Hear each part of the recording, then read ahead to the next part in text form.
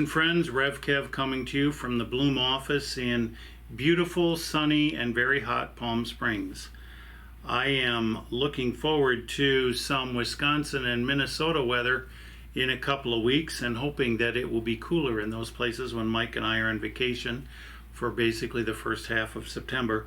So, we're living it through right now as far as the weather here in Palm Springs is concerned. Now, the thing about it is that a lot of people are living through a lot of things, and I think it is important for us to recognize that with the pandemic going on, with the Afghanistan crisis taking place, with the economic turmoil that is happening in many families, with the not only the pandemic in general, which is affecting us here in Palm Springs, but nowhere near with the devastation that it's affecting people in Texas and Louisiana and Alabama and Florida. It is known that we are going through a real slog from a standpoint of our lives.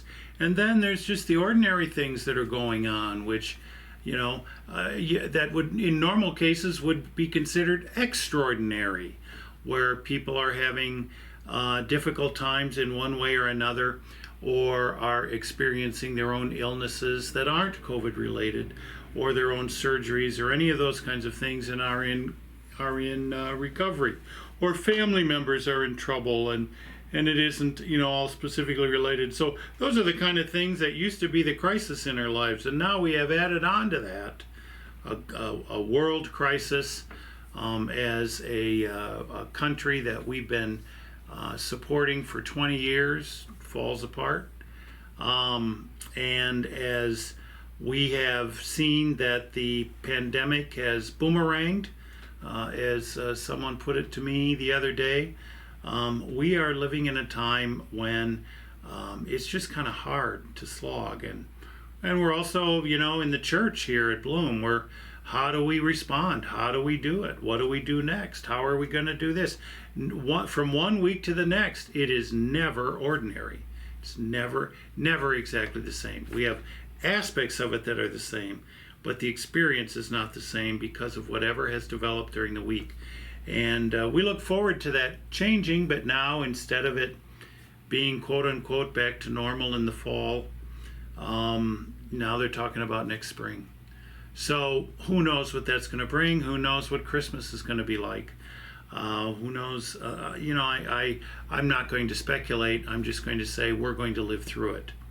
And it's in times like this that I have, I feel like, scriptures are good for us in our faith, because there was a reason that it was good for people to memorize Bible verses in the past, ones that are supportive and ones that are helpful, because that's something that we can draw upon in times of difficulty. There's a phrase that is from Paul's letter to the Philippians, when he's writing to the Philippians because they have been so supportive of him, sending offerings to support the church development work that he's doing, and they themselves as a church at Philippi have been functioning very well and doing pretty well. They aren't fighting like the Galatians were or the Corinthians were, fighting among themselves, but the Philippians have got their act together a little bit, and they're doing the mission and supporting Paul. And Paul writes, while he was in prison in Rome, Paul writes to the Philippians a way for us to think.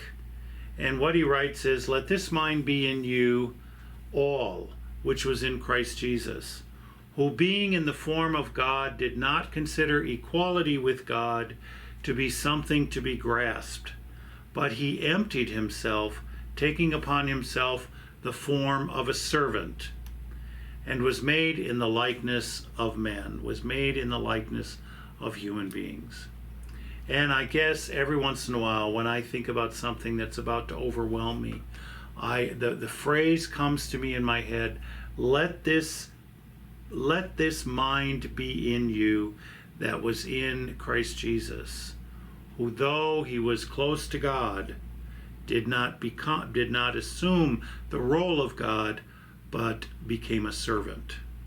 And so when things are really tough, I look for ways I can serve. And so I'm asking all of us to think in terms of knowing that we are going through difficult times, and it's probably a good idea not to resist because you can't change it. But the other thing you can do is figure out ways you can live through it, and in that living through it, you can be of service. You can be a servant. You can be humble. Humble yourself, as the mind of Christ is one of someone that humbles themselves. So, it is in this realm that we live out our faith, and it's in this realm that we are able to make things better for other people. And as we make things better for other people, things will get better for ourselves.